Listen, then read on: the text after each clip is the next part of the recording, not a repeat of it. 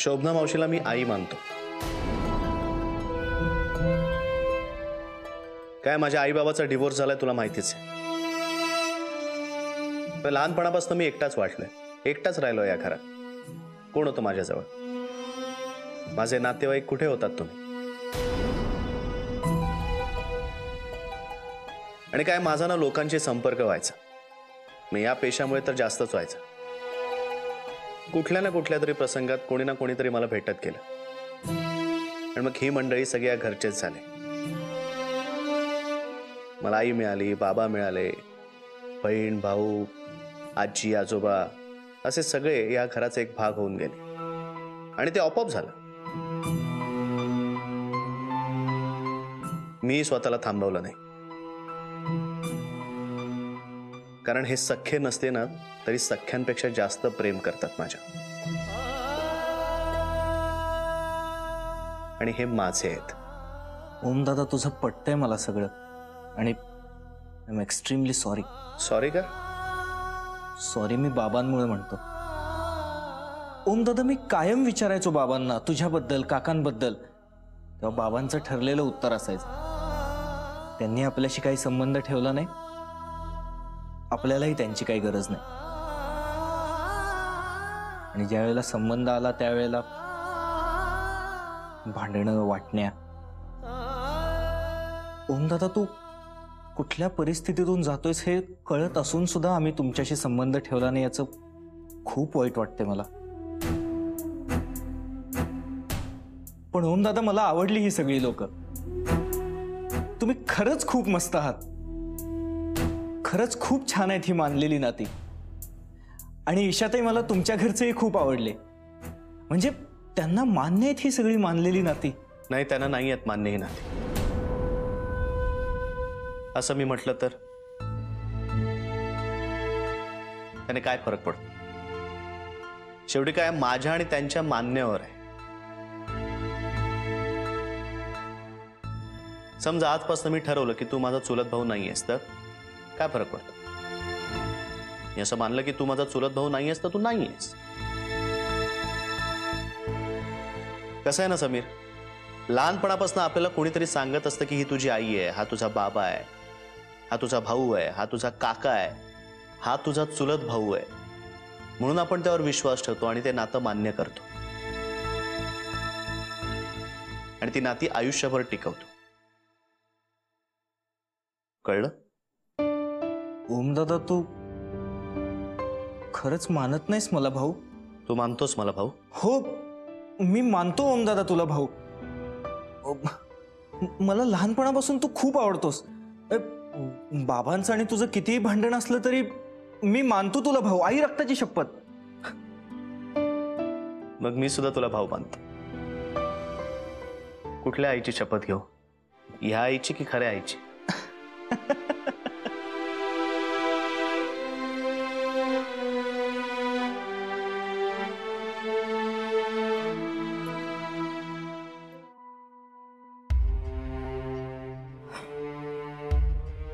Solid आहेस तू. मस्त बोललास तू एकदम. मला वाटलं आता काय नवीन गोंधळ होतो की काय, पण नाही तू छान सावरलास रे. तो इम्प्रेस झाला एकदम. नाही नाही, मला अजून त्या मुलाची खात्री नाही वाटत आहे. तो हे सगळं मनापासून बोलतोय की तो कुठल्या तरी संधीची वाट बघतोय ते कळत नाहीये. आणि मग ती संधी मिळाल्यानंतर तो काय करणार आहे मग नक्की त्याच्या डोक्यात काय ते कळत नाहीये. हे सगळं तो रचून तर बोलत नसेल ना. हे असे नुसतेच तर्क वितर्क करून काय होणार आहे? पण दुसरं काय करणार आहोत आपण? ना थोडा इन्सिक्युअर झालं त्याच्या बाबतीत. मी एका बाजूला मला असंही वाटतंय की तो हे सगळं रचून नसेल बोलत, तो खरंच गोंधळलेला असेल आणि त्याच्या बापामुळे तो प्रेशराईज झाला असेल. आणि दुसरीकडे असंही वाटतंय की हे सगळंच खोटं असू शकतं आणि तो खूप चलाखही निघू शकतो असंही वाटतंय ना. हो ना, मी इन्सिक्युअर झालो याला कारणीभूत आपणच आहोत ना. आपणच हे सगळं केलंय तयार. हे सगळं एका क्षणात असं क्लीन नाही होऊ शकत का? नाही होऊ शकत.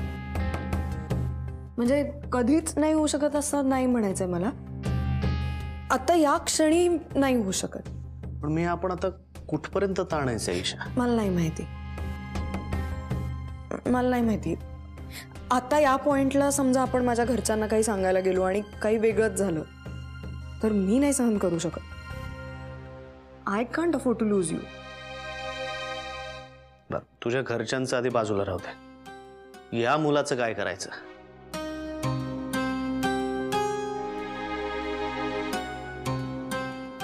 मला काय वाटतंय हो, आपण त्याला विश्वासात घेऊन सगळं सांगून टाकायचं का? तो काही फार मोठा नाहीये वयाने, आपल्यापेक्षा तर लहानच असेल.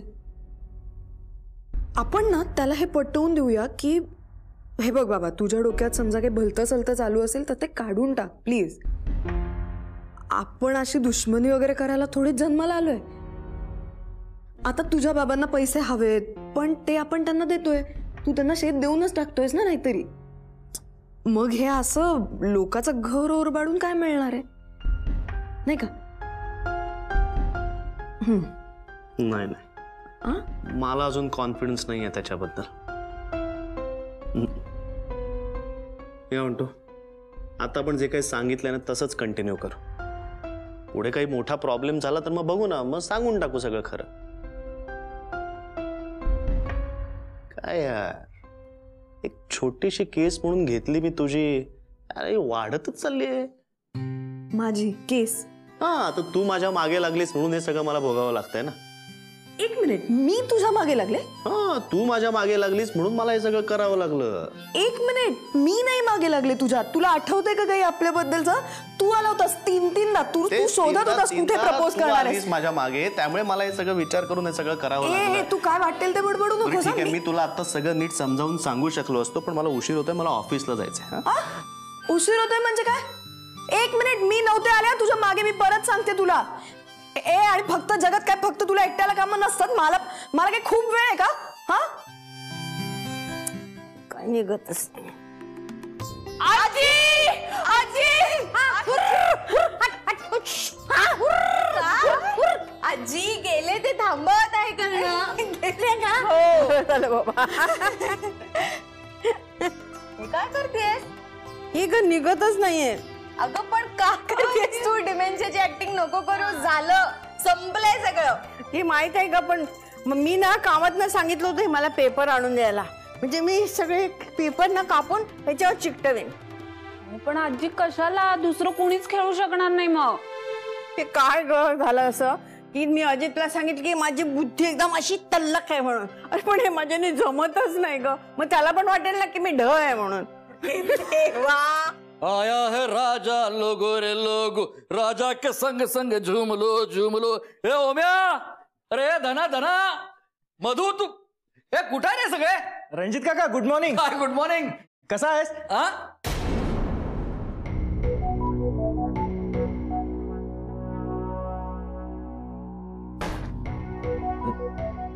गुड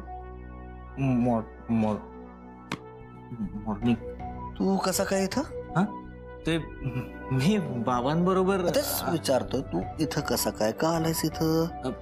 हा? आणि तुझ्या बाबामध्ये आणि तुझ्यामध्ये थोडी जरी लाज शिल्लक असेल ना तर ताबडतोब निघायचं इथून. नाही रणजित काका, काका बिका अजिबात म्हणायचं नाही. ते नातं तेव्हाच संपलं ज्या दिवशी तुम्ही आमच्यावर केस दाखल केले. कळलं? कुठे बाप कुठे रे तुझा? तो ते आजीचं श्राद्ध होतं ना, मग ते श्राद्ध आटपून गेले पुढे चिपळूणला आणि मी थांबलो. ते श्राद्ध झालं आता, हो की नाही? श्राद्ध झालं. आता काय झाडायला थांबलायस इथे? नाही ना? नाही, चला उठ. नाही पण माझं ऐकून तरी घे ना.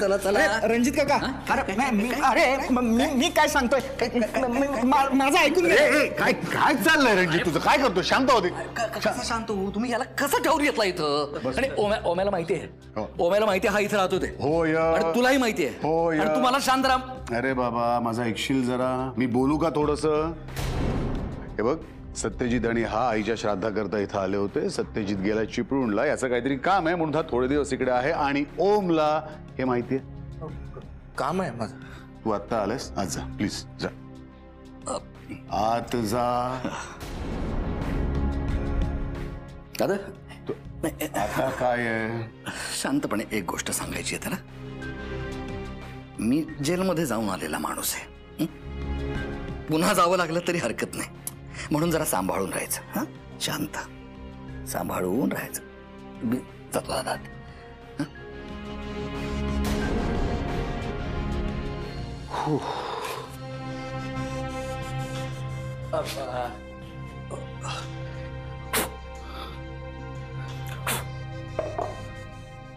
दादा आलो, भेटून येतो सगळ्यांना.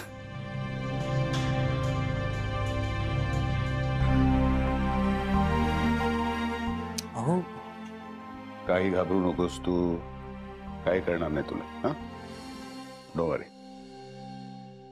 मलाच काही समजत नाही, त्याला कशाला घरात ठेवून घेतला कोणाच ठेवून.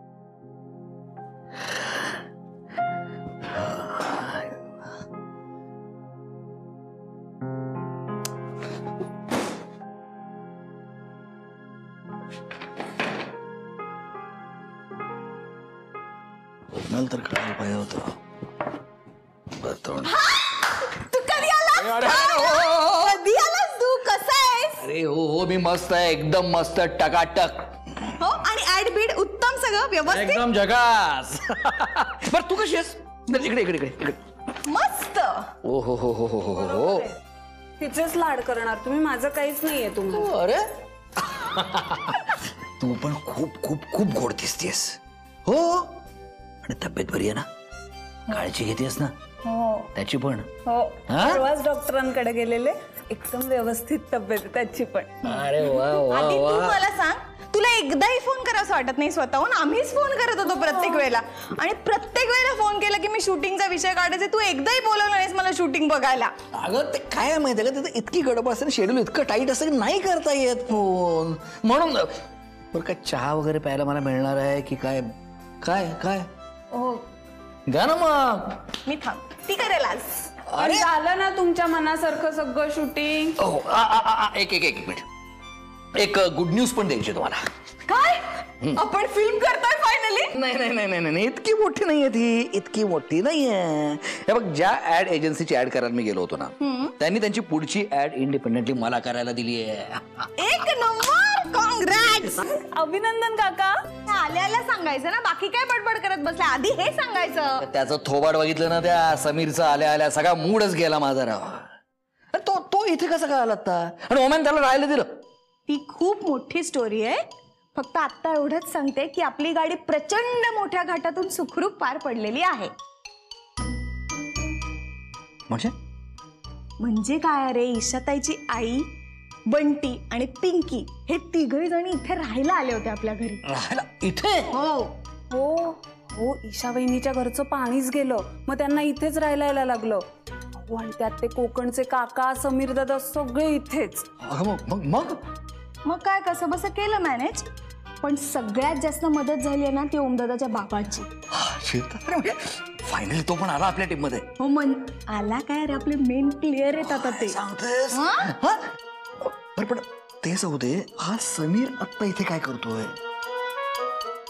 तेच तर माहित नाहीये, पण शोध चालू आहे, कळेल.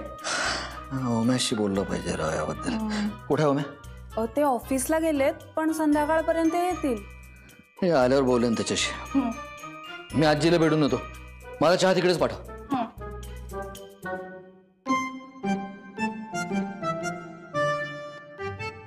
ऐक ना, माझा चहा पण माझ्या खोलीत पाठव.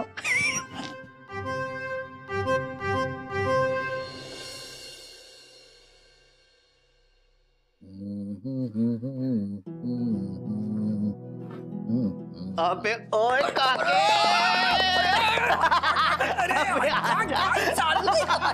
अरे आता आपण ठरवलं आपण आपल्या नातेवाईकांची फिजिकल होणार. अरे पण मला मारणार तू? नाही नाही नाही, अरे गंमत रे. कसं आहेस, कसं आलं काम? मस्त ना? हात खोळा, एकदम एजन्सीनं नवीन काम पण दिले आपल्याला. अरे कॉंग्रॅच्युलेशन, भेटलास की नाही सगळ्यांना? म्हणजे मधू भेटली, धना. नाही, तो सम्या पण भेटला रे. काय काय प्रॉब्लेम आहे तो कसा काय इथं आणि त्याला तू इथं राहायला परमिशन पण दिलीस हे बघ एक एक एक एक एक सांग सगळं सांग. हे बाबाला बोलवलंय त्याचसाठी तुझ्याशी जरा महत्वाचं बोलायचं. ओम ये नाही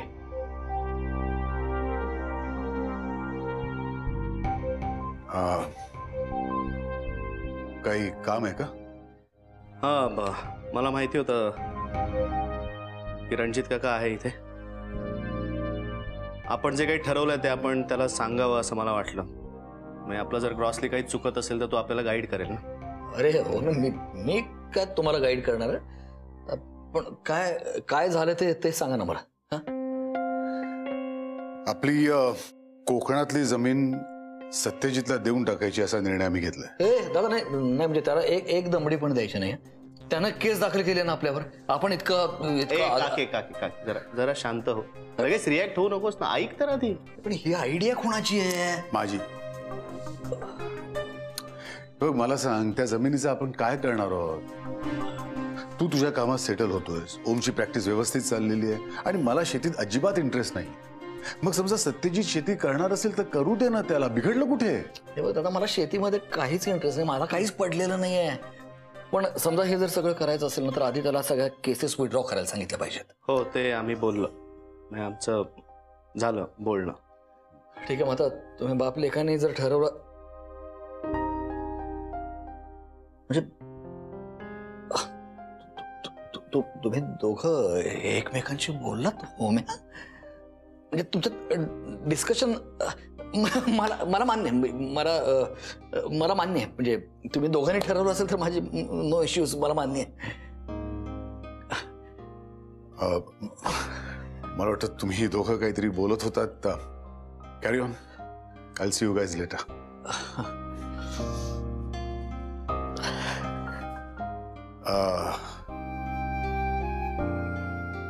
एक गोष्ट सांगायची होती रणजित. मी उद्या गौरीला भेटायला जाणार आहे.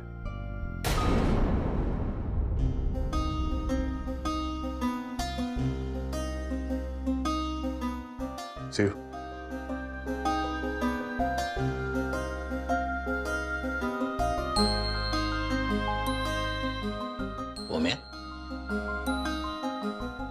यूएस से आने के बाद ये आदमी पूरा बदल गया यार. बदलतोय कळतंय मला.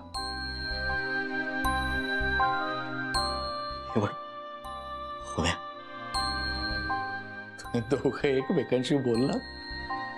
हा म्हणजे ते थोडस आईस इज मेल्टिंग. ए बाबा असं काही नाहीये. थोडंसच बोललो मी कामापुरतं. अरे ठीक आहे मला माहिती आहे तू कामापुरतंच बोलणार ते सगळं माहिती आहे पण बोलणार नाही एकमेकांची. एवढं एक्साइट व्हायची काही गरज नाही. माझ्या मनात अजून त्याच्याबद्दल राग आहे ते तुझ्या मनामध्ये त्याच्याबद्दल राग आहे माहिती आहे मला. तो ठेव तसाच पण बोललाय ना तुम्ही. अरे बस मला हा म्हणजे ते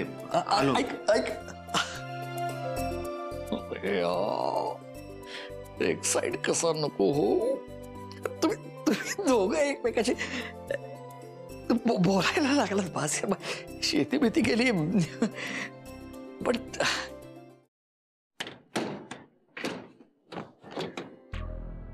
दे जरा एक कॉफी आण. हो मॅडम. या देशपांडे बरं झालं आलात. फंड्स ट्रान्सफर झाले की नाही हे कधी विचारलं होतं? 5 तारखेला मॅडम. हे सांगताना तुम्हाला काहीच वाटत नाहीये? कुठल्या भरोशावर तुम्ही ऑर्डर प्लेस केलीत? हे स्टाफ रूम मध्ये कपाट, बॉईज हॉस्टेलमध्ये 50 कॉट्स, क्लासरूममध्ये 35 बेंचेस, या सगळ्याची ऑर्डर गोयल कन्स्ट्रक्शनचा चेक आल्यावरच प्लेस करायची. त्यांचं डोनेशन आल्यावर आपण घ्यायचं हे ठरलं होतं की नाही आपलं? हो मॅडम. हो मॅडम. मग तुम्ही ऑर्डर कधी प्लेस केली? तुम्ही असे मान खाली घालून माझ्या समोर उभे राहू नका. बोला प्लीज. तुम्ही बोला काहीतरी. Sorry madam. सॉरीचं काही लोणचं घालू का मी? तुम्ही ऑर्डर कधी प्लेस केली? 6 तारखेला मॅडम. फंड्स आलेत की नाही हे चेक केल्याशिवायच? मॅडम मी गोयलांच्या ऑफिसमध्ये फोन केला होता. ते म्हणाले होते की संध्याकाळपर्यंत ट्रान्सफर करतो म्हणून. म्हणाले होते पण त्यांनी केले नाहीत ना. तुम्ही चेक केलं का हे? मॅडम इंटरनेटचा प्रॉब्लेम होता ना त्या दिवशी. मग तुम्ही ब्रांच मध्ये जाऊन बॅलन्स का नाही चेक केला? जाणार होतो पण 6 नंतर बँका बंद होतात ना मॅडम. देशपांडे तुमच्याकडे प्रत्येक गोष्टीचं उत्तर आहे ना, प्रत्येक गोष्टीचं. अहो हे बघा, या सप्लायर्सनी लाख रुपयांची बिल्स पाठवली होती मला, लाख रुपयांची. याचं मी आता याचं काय करू, कसे देऊ? मी पण काय करू मॅडम, मी काय केलंय? हे तुम्ही मलाच विचारताय देशपांडे? अहो तुम्हाला जमणार नसेल तर मला सांगा, तसं मी सांगते ट्रस्टीज ना. नाही तसं नाही मॅडम. नाही देशपांडे, तुम्हाला नाहीच कळत आहे. इनफॅक्ट तुम्हाला कळूच शकत नाही. अहो या सगळ्याचं आता मी काय करू? मी पळून जाऊ का? माझ्याकडे नाहीये तो एवढे पैसे की काय माहितीये का, त्यांनी आपण पेमेंट केलं नाही म्हणून त्यांनी जर आपल्यावर केसेस ठोकल्या तर त्या सगळ्यांना कसं तोंड द्यायचं आपण? आणि हे बघा, हे सगळं मटेरियल हे मी परतही पाठवू शकत नाही. हे बघा ना, या दोन बिल्सच्या खाली रिमार्क टाकलाय, goods once sold cannot be return. म्हणजे आपण हे त्यांना परत नाही देऊ शकत.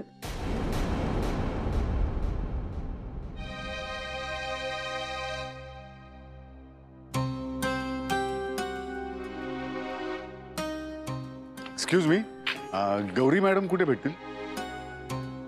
Okay, thanks.